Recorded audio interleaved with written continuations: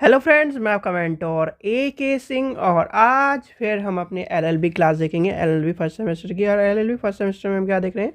विधि शास्त्र देख रहे हैं और विधि शास्त्र की फर्स्ट सेमेस्टर की एलएलबी की क्लास देख रहे हैं।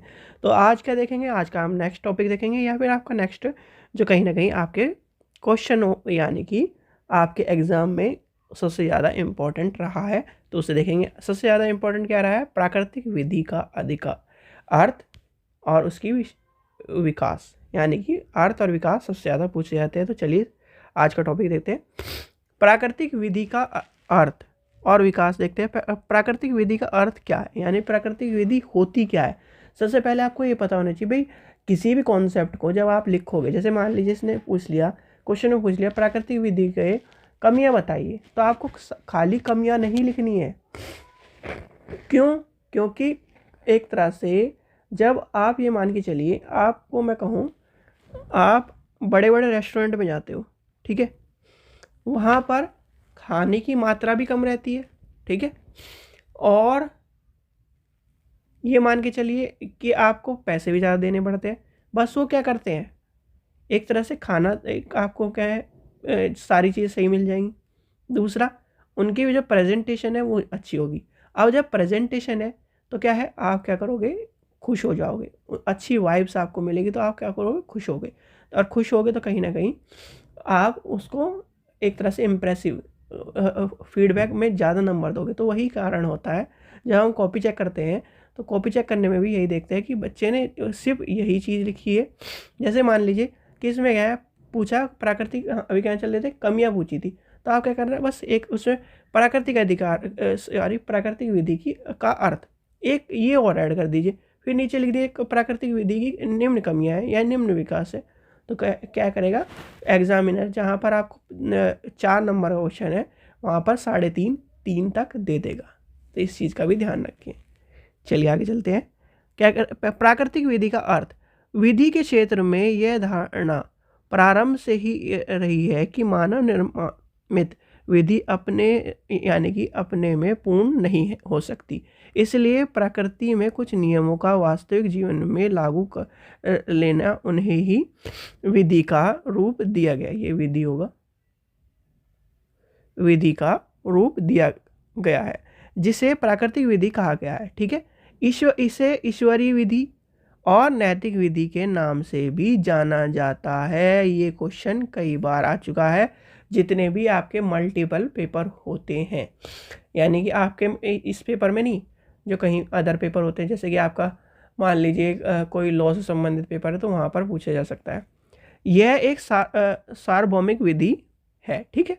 तो आपको पता होना चाहिए, या आपसे पूछ लेगा ईश्वरीय विधि या नैतिक विधि के बारे में के अर्थ और विकास के बारे में बताइए। अब आपने तो प्राकृतिक विधि पढ़ी है, आप ईश्वरीय विधि का यार मैंने वो क्वेश्चन छोड़ दिया। क्यों छोड़ दिया?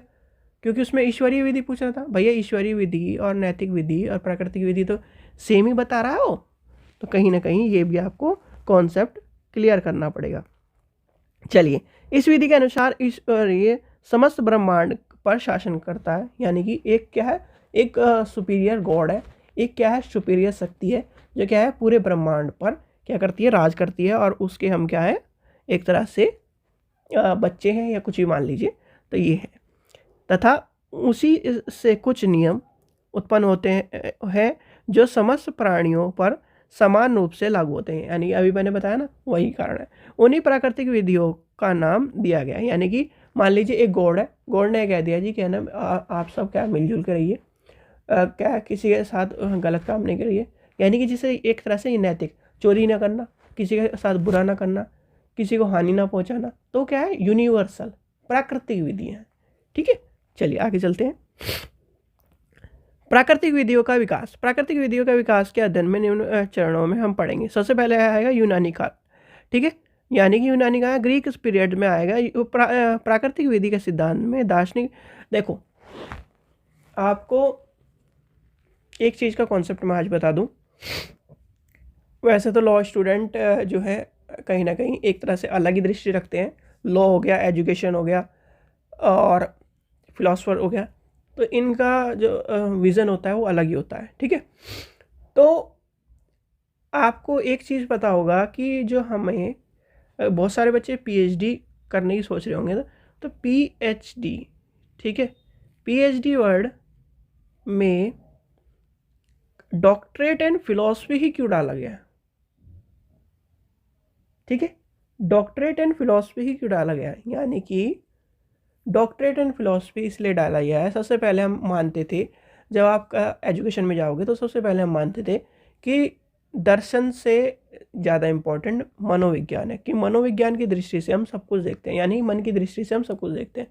फिर मन की दृष्टि से हम चेतना की दृष्टि में आ गए कि चेतना से हम सब कुछ देखते हैं। फिर आखिरी में यह तय हुआ कि जो दर्शन है, यानी कि मैं किसी सेब को देख रहा हूँ, यानी कि मैं, यानी कि ये हो गया एप्पल, ठीक है, मैं इस एप्पल को देख रहा हूँ अलग तरीके से, दर्शन से, आप इस एप्पल को देख रहे हो अलग दर्शन से। तो कहीं ना कहीं जो दर्शन, यानी कि जो हम देखते हैं उसके अनुसार हम अपना व्यू भी बनाते हैं। तो इसलिए कहीं ना कहीं सब व्यक्ति का नज़रिया अलग होता है, और जो फिलॉसफी है वो कहीं ना कहीं सबकी अलग अलग होती है। आपको पता होगा, एक व्यक्ति को यानी कि एक ड्राइंग 10 व्यक्तियों को दिखाओ तो 10 व्यक्ति उसमें अलग अलग चीज़ें या अलग अलग कमियां बताएंगी, ये आपको पता है। तो यही क्या है, एक तरह का दर्शन है। तो यही कहीं ना कहीं आपको दर्शन में, यानी कि पुराने समय में या आज के समय में दर्शन को सबसे ज़्यादा महत्व दिया जाता है। चलिए आगे चलते हैं। प्राकृतिक विधि का सिद्धांत का दर्शन सर्वप्रथम यूनानी दार्शनिक विचारधारा से मिलता है। इस विचारधारा के अनुसार समाज में सभी व्यक्ति समान है, यानी कि क्या बताया भैया, भगवान ने सबको, क्या, एक नाना पाटेकर का डायलॉग है, आपने पिक्चर भी देखी होगी, वो क्या है, हाथ काट के बोलता है कि ये तेरा खून ये मेरा खून, अब बता ये इसमें कौन, मतलब कौन सी, एक तरह से वो मुझे भी याद नहीं, जाति के बारे में कहता है कि किस बारे में कहता है, तो हाँ हिंदू मुस्लिम के बारे में कहता है। अब बताओ कि क्या है, ईश्वर ने हमें क्या करा, सब ने एक जैसा बना के भेजा है। क्या है, बस दो चीज़ में क्या है, मेल एंड फीमेल में डिफरेंस करा बस, ठीक है, क्या करा, मेल एंड फीमेल में। तो ये सब चीज़ समझ में आ गई, यानी कि आपको या हमें, देखो मैं एक छोटी सी बात कहूँगा, जितना आप पढ़ते चले जाओगे, ठीक है, जितना आप पढ़ते चले जाओगे, आपने देखा होगा कि कहीं ना कहीं आईआईटी या फिर इस तरफ के जो कहीं ना कहीं बाहर जा रहे हैं स्टूडेंट, या फिर कहीं ना कहीं जो पीएचडी में लगे हुए हैं रात दिन, उन्हें ना तो उन्हें अपने बाल कटवाने का टाइम रहता है, ना कपड़े पहनने का टाइम रहता है। जितना आप एजुकेशन में घुसते चले जाओगे ना, आपको क्या है, कपड़े की एक तरह से, जैसे कपड़े का स्टाइल है ना, उसका मतलब रहेगा ना और चीज़ों का मतलब रहेगा, मतलब आप बिल्कुल सिंपल बनते चल जाओगे, यानी कि इस मोह माया की दुनिया से उठ जाओगे। और वो किस वजह से, एजुकेशन की वजह से। जितना एजुकेशन आप प्राप्त करोगे उतने ही कहीं ना कहीं एक तरह से ज्ञान की प्राप्ति क्या है, इस मोह माया की दुनिया से हटा देती है, ये भी ध्यान रखना। चलिए आगे चलते हैं। पर हम लॉ स्टूडेंट है, हमें ज्ञान की ज़रूरत भी है और क्या है, मोह माया की भी थोड़ी सी ज़रूरत है। चलिए आगे चलते हैं। अब आता है स्टोइक काल। इस काल में सुकरात, यानी कि सुकरात का नाम पर क्या हुआ, प्रमुख हुआ। इस काल में प्राकृतिक विधि के अधिक व्याख्या की गई तथा यह मनुष्य के आंतरिक चिंतन शक्ति से, यानी कि अभी मैंने बताया चेतना से संबंधित कर दिया गया। इसके अनुसार प्राकृतिक विधि मानव के अंतर आत्मा या फिर आत्मा से रिलेटेड कर दी गई, ठीक है। वही अभी जो मैंने कारण बताया, क्योंकि जब आप एजुकेशन फील्ड में हो, यानी को बहुत सारे स्टूडेंट ऐसे होंगे जो एजुकेशन और लॉ, जैसे मैं हूँ एजुकेशन और लॉ, तो कहीं ना कहीं ऐसे भी स्टूडेंट होंगे जो एजुकेशन भी पढ़ चुके होंगे, लॉ भी पढ़ चुके होंगे, ठीक है। तो इसलिए कहीं ना कहीं उन्हें इस चीज़ का पता भी होगा। फिर आता है रोम काल। इस काल में क्या हुआ, इस काल में प्राकृतिक विधि को नए रूप में दिया गया। रोम वासियों ने इस नियमों को व्यवहारिक जीवन में लागू कर दिया। इस विधि को प्राकृतिक विधि कहा गया, परंतु रोम विधि शास्त्रियों द्वारा क्या कर दिया, विदेशी विधि को स्वीकार किया गया, जिससे नई विधि को उत्पन्न हुए, जिससे सार्वजनिक नियमों को क्या है कहा गया। इस नियमों को सार्वभौमिक रूप से तभी स्थान पर समान रूप से लागू किया गया। तो क्या है, आपको ये रोमवासियों वाली बात पे समझ में आ गई। और रोम और कैथोलिक ये सब चीज़ें आपको पता होगा कहीं ना कहीं किस पे चलती है, चर्च सब कुछ चर्च को मानती है, वो कहती है चर्च सब कुछ है, पोप सब कुछ है। तो वो वाली कहानी भी इनके लिए सब एक तरह से महत्वपूर्ण थी, इसलिए इन्होंने प्राकृतिक विधि को कहीं ना कहीं अपने तक एक तरह से सार्वजनिक नियम और इस तरह के सार्वभौमिक रूप में स्वीकार करने का सबसे अच्छा तरीका बताया। ठीक है, फिर आता है अंध युग यानी कि डार्क एज। इस काल में एम्ब्रोस, सेंट ऑगस्टिन और ग्रोग्री प्रमुख विचारक हुए।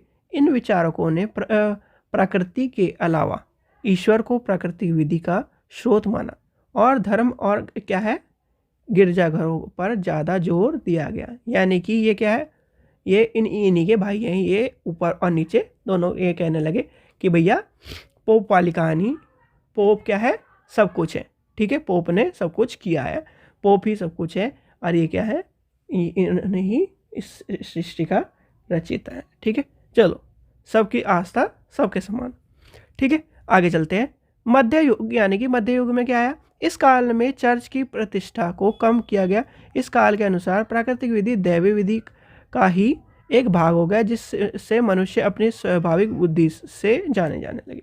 ठीक है, क्या हो गया इस टाइम पर, क्या हुआ, जो आपने कल पढ़ा कमियों में, वो कमी बोला हूँ, उससे पहले पढ़ा था कि क्या है, चर्च की जो है महत्वता कम हो गई और कहीं ना कहीं लोगों का महत्व ज़्यादा बढ़ गया। फिर आता है पुनर्जागरण काल या सामाजिक संविदा का प्रभाव काल।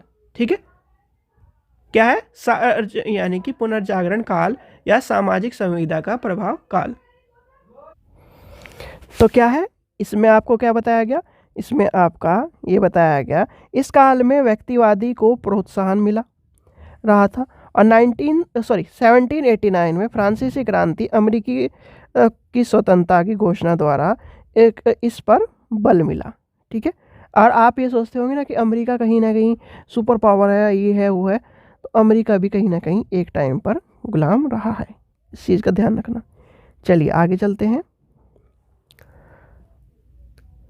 राज्य चर्च के क्या है बंधनों से मुक्त हुए और राजा एवं प्रजा के बीच बढ़ते हुए दायरे को सामाजिक संविदा के सिद्धांत में समाप्त किया गया। इस काल में निम्नलिखित क्या है प्रमुख विचारक हुए हैं, जैसे कि आपको इसमें एक तरह से मैंने छोड़ दिया था क्योंकि इसमें फिर वो क्वेश्चन बड़ा हो जाता और कहीं ना कहीं वो हमारे लिए इम्पोर्टेंट नहीं था। अब यहाँ पर एक कॉन्सेप्ट आपने पढ़ा होगा है, क्या है इसमें हिस्ट्री में, कि जब क्या हुआ राजा को क्या कर दिया गया, राजा को भी कहीं ना कहीं राजा की शक्ति, ये थी राजा की शक्ति। अब एक टाइम ऐसा आया कि चर्च क्या हो गया, इनका बाप बन के बैठ गया।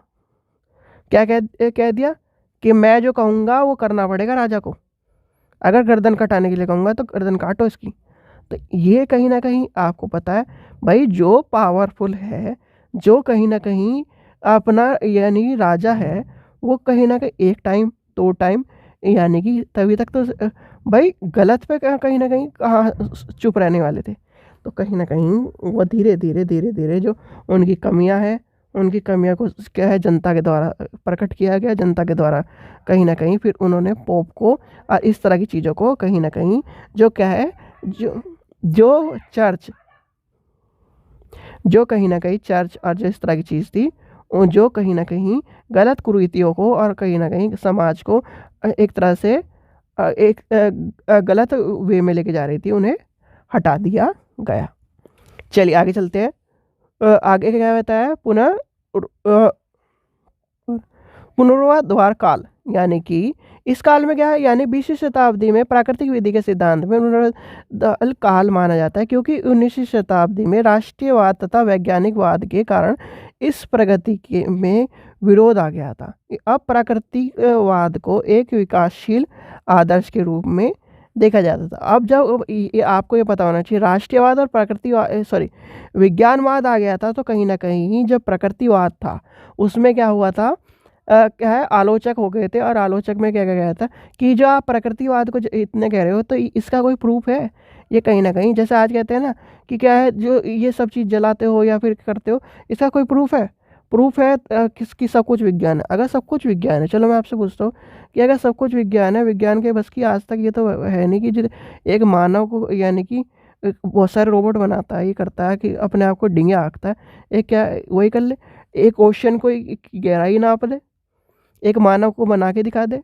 तो कहीं ना कहीं आज भी क्या है, प्रकृति, यानी कि अगर हम जैसे क्या कहते हैं ना, हर 100 साल बाद एक क्या है, एक आपदा या फिर अपने आप को प्रकृति बैलेंस कर लेती है। किस तरह से? आप कोविड महामारी देख लीजिए, इससे पहले 100 साल में देख लीजिए, तो वो क्या है, एक तरह से जितना प्रकृति को क्या है दूषित करोगे, वो कहीं ना कहीं आपको भी उतना ही दूषित कर देगी।